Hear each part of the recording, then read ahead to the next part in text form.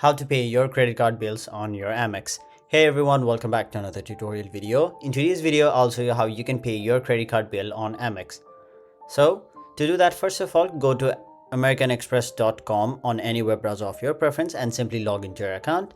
Now once you've logged in, your homepage will look somewhat like this, where you'll be able to see your card, your outstanding balance, your current balance. So let's say you want to pay this current balance off. So what you'll have to do is basically tap on the option make payment.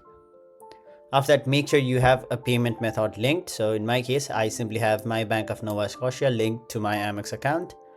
And now you will be able to choose the amount you'd like to pay. So you can choose to pay your minimum amount to your outstanding balance, your current balance, or a specific amount. Let's say you just want to pay like $50, you can do so. But in my case, I'll simply choose my current balance. And once you've done that, tap on the option make a payment. And you can see the details over here. Simply tap on the option submit payment.